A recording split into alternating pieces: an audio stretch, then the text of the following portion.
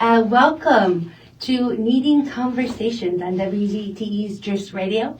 I am your host, Jacqueline Cuevas. This show is rooted in lived experience, courage, creation, because I believe that your story holds power. And what you need, what you create today, can shape the life you live tomorrow. This is, again, Kneading Conversations, where empowerment begins with your story. Now, today's guest is someone who's been part of my life for a very long time, on and off. We actually went to elementary school together, and middle school as well. And I remember him missing a lot of school because of health challenges. At the time, I didn't think any of us really fully understood what he was carrying or dealing with. So I'd like to invite or welcome my friend, Dr. Navdeep Singh, to the show today. Navdeep, thank you so much for being here. And I'd love for you to begin by telling us who you are. Hi, Jacqueline. Thank you so much for having me. It's an absolute honor and privilege to be doing this. I just want to give a little background on my condition. So I have beta thalassemia, and basically it is a condition where my bone marrow makes lower than normal hemoglobin. So everybody has a bone marrow and they make red blood cells from that. And usually an adult hemoglobin, for an adult male, the hemoglobin level will be about 13 to 16. And hemoglobin is your oxygen carrying component. So that is what gives your body its oxygen. If you're running and you're tired, your body says, hey, I need to make sure I need my hemoglobin, right? So if you remember in elementary school that when Mr. Hobart had us do the mile run around the Bosco court, everybody was doing a mile in like 6 minutes, 7 minutes, and yes. And I did it in maybe 14 or 15 minutes. I remember because I was always behind with you. Yeah. So we just took our sweet time, and and just that was it. I just got exhausted. I couldn't keep up with all of the boys in our class. So, so because of the bone marrow makes lower than normal hemoglobin, I have to get a blood transfusion. So every 3 weeks, I would miss a day of school. I'd go to Henry Ford downtown, and I would get 2 units of packed red blood cells. Every 3 weeks? Every 3 weeks. Every 3 to 4 weeks. So it was usually on a Friday, and I had to talk with all the teachers, and I had to say I'm going to miss school this day. I remember, I think Miss Sims always had a math exam on Friday. Yes, the math teacher. Math test, yeah. So I always would miss a test, and I had to make that up, every subsequent week. So I was missing a lot of school. But yeah, so my body, basically, it produces the wrong product. So with beta thalassemia, it's not that you can give someone iron. Oh, you're anemic, just give them iron, or just give them Epogen. Those are some kind of drugs that people give. With me, it's like my factory makes the wrong product. Oh. So it's not a nutritional issue. It's my bone marrow just makes the wrong thing. So the only way to stop the factory from making the wrong thing is to get someone else's blood. So basically, I'm dependent on the public. I'm very, very thankful to the public whenever I see if there's blood donations going around. I'm just extremely, extremely thankful to them because I am living off of the generosity of the public. If you give blood, that's how I survive. Wow, that's so impactful to know, because I think a lot of us think about blood drives in emergency situations, tragedies, and they need, to save someone's life in an emergent situation. But yours is really, we're saving your life. I say we because I donate blood. Yes. But it's saving your life. Is it still every 3 weeks? Every 3 weeks. Wow. It's still every 3 weeks. So, so I get it every 3 weeks, and that's what sustains me. So once so my bone marrow, it'll make red blood cells, but my hemoglobin will maybe stay at around an 8. And again, for an adult male, it should be above like 13. So I'll be at an 8, and then I'll get tired, and my bone marrow's like keeps making more. But once I get a blood transfusion, then the bone marrow's like, like the hemoglobin is now like 12. Okay, let's relax. So it can relax. So it's like you said, it's not that it's not working, it's just making the wrong thing for your body. It's making the wrong thing, exactly. Okay. So I am just again, very thankful to the public because that's what keeps us all alive.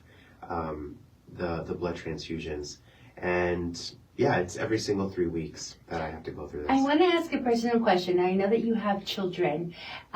Is this a genetic disease or condition? How did you get it? Do you have a history of it? Absolutely. So this condition is what they call autosomal recessive. So basically you get a trait from mom and you get a trait from dad. So my mom and dad were normal. They were completely normal, never even heard of thalassemia, just living their life. But they both had a trait for this condition. Oh. And so when someone has a trait and they get together with another person that has a trait, basically you have a 25% chance of getting both good genes, so the kid is completely normal. You have a 50% chance of just getting one trait where you'll be basically just like mom and dad again. You'll have the trait but can live a normal life. Mm-hmm. Or you'll get a 25% chance where you get both bad genes. From both parents. From both parents. So that was me. That was your luck. That was me. So I got both bad genes. And when I was first born, they were like, wow, he's a bouncing, happy, healthy baby boy. He was 8 pounds, 6 ounces. And, I did everything. Like, they were very happy. I had a high APGAR score where I peed and cried and did everything. And so they're like, what a wonderful, bouncing, healthy boy.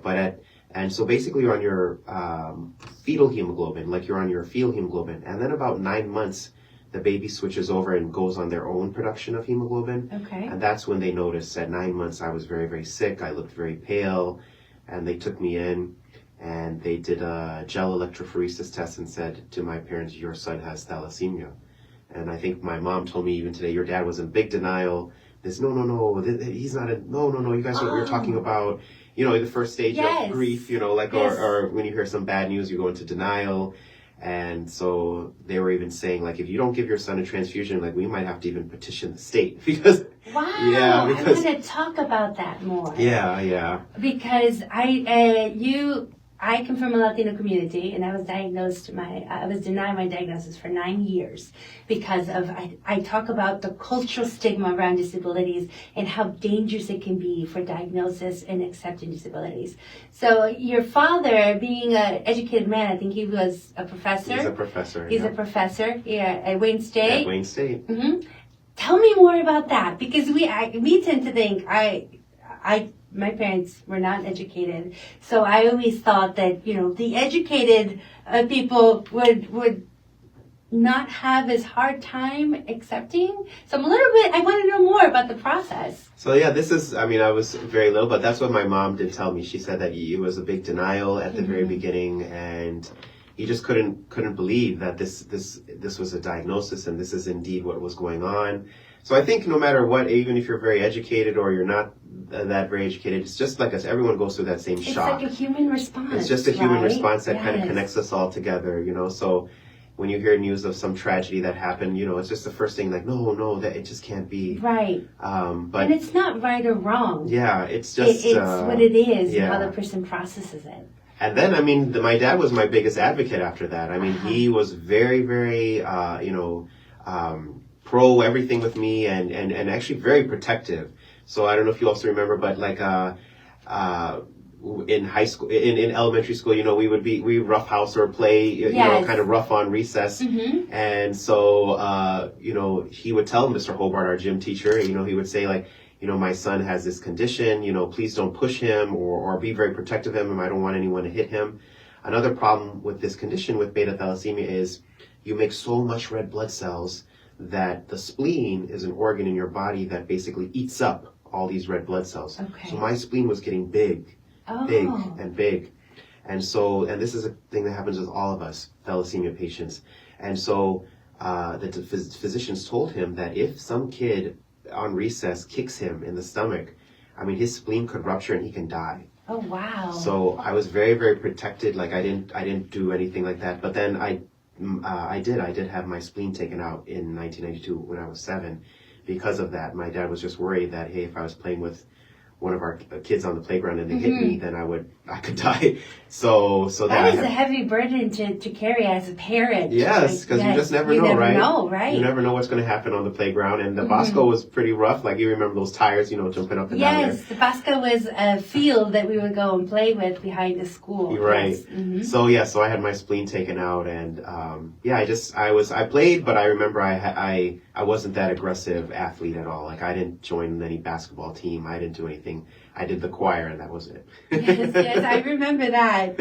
And if it's okay to ask, did you pass it down to your children? Right. So basically, the good thing about Indian culture is, it's good and kind of funny, but it's like basically like it's before when you talk with a potential partner, you can be very, very open. So basically, I didn't want to drag anyone down and have them, I remember as a child, I would tell my parents, why didn't you get checked? Why didn't you do this? Like, now I have to suffer as a little kid. Like, why didn't you guys get checked in and figure out? Because now I have to suffer with these going, every 3 weeks getting poked and this. And so that's a lot to carry as a child. Yes. And so I remember, blaming them, even though they had no idea, right? But as a kid, it's easy to blame. So, with me, basically, I was very upfront. So I just let right away, my wife know that I have this condition and, I have thalassemia. So,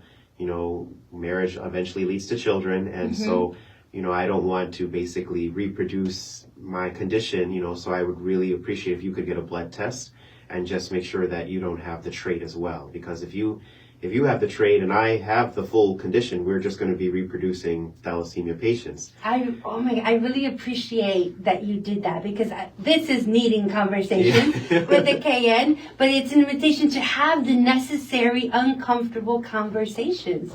And you had that. I did. And so she did. In India, she did get a blood test, and basically I showed my hematologist this, and I said, and she said, oh yeah, here MCV levels are normal, so basically she does not have thalassemia, and this is a green light. And then started the romance. Yeah. But before you even, wine and dine, it's like, hey, can you get a blood test? Because we don't want to waste your time. I don't want to waste mine. I love that approach, because yeah. I was diagnosed when I was 7 months pregnant with my first child with my condition. And I had no test or no survey, no nothing. So I really appreciate you giving us a little bit of insight in your Indian culture and how that helped you communicate before. I think we should all approach it that way. Yes. So my kids do have the trait, because again, I only have 2 bad genes. So they got 1 good gene from mom, but they did get 1 bad gene from me, because that's all I have. Because that's all you had to get. But they are, but when you have a trait, you can live a normal life. So they can play. They do swimming. They're in soccer. They're in ice skating. They're in, tennis, and they're just having a good time. But when it's time for them to get a partner, to find a partner, they do have. They should have a talk and just say, hey, I have a trait. I'd like to make sure you don't have a trait, because otherwise. Because if they get someone else that has a trait. Okay. Right. Oh wow, I've learned so much. So this is the first 10 minutes. So of course we've been talking about how you lived with the serious health condition as a child. What was it like growing up, navigating ongoing medical care? How did that shape your sense of self? So, growing up with thalassemia was difficult, because every 3 weeks, of course, you get the blood transfusion. But once in a while, I would get sick, and so I would be admitted into the hospital. I would be admitted at Henry Ford, or later down at Children's, and I would be admitted. And my sense of self, this is why I became a nurse. Because the 2 nurses that basically were like my second mom, they watched me grow up. And they were the ones that could always get an IV in me. I remember if they were on vacation or if something happened to them, no one else could get an IV in me. But these 2 nurses, Kathleen and Lorna, but they were the ones that were always able to get an IV in me. And so because of them, I really wanted to be a nurse, because I loved what they did for me. I loved the compassion that they showed for me. Like, they were always on my team. They were always very supportive in everything in life. Even if I would complain about thalassemia, they said, at least you don't have, it was a hematology oncology unit, so at least you don't have cancer. And then sometimes when I would get admitted, and I would share a room with a sickle cell patient, and this condition, luckily I had no pain. It's just from the pain from pokes, Right. but I had no chronic pain. I didn't live with pain. And I would be admitted, and at nighttime, my roommate who had sickle cell would scream and scream and scream. And I was very, very lucky that I had a dad who could take off work. He was a professor. He could just have a grad student teach the class. So my dad never left my side. He'd spend the night with me. But my roommate would be, sickle cell kid, and mom and dad maybe work night shift. Parents weren't with them all the time. Accommodation that you had. Yeah, and so when they screamed all night, then I looked up in the sky, so remember, and I said, I will never complain again. At least I have this condition. It's not fun, but I'm not living in chronic pain, and that is what kind of motivated me to further on do like pain research. So this whole condition, just changed everything, because I went into nursing because of this, and then so that experience with your roommate really put things in perspective to you. Absolutely. Okay, and yes, you dabbled into my next two questions. Actually, tell us about your work as a professional in doing pain management. So that is where when I became a nurse, and I knew I wanted to do pain management. So that's when I went to become a nurse practitioner. And so when I became a nurse practitioner, then I worked at Beaumont Dearborn, now Corwell Dearborn, and I worked on the pain service. So we would manage acute pain, chronic pain, cancer pain, OB pain for moms who I would take out the epidurals from the moms, and sickle cell pain. And whenever I had a sickle cell patient, I had a little bias. They would come into the ER, and I remember a colleague would be like, oh my gosh, it's another sickle cell patient, they're very difficult. And I said, give them to me. So that's where the medical bias can be a good thing. That was a good thing. So I said no, and I would go down there and I would just say, what would you like? I'm trying to, I could see that you have a lived experience. So, we all have these kind of biases, but my bias was I saw the worst of it. And so I was very, very proactive to try and help them.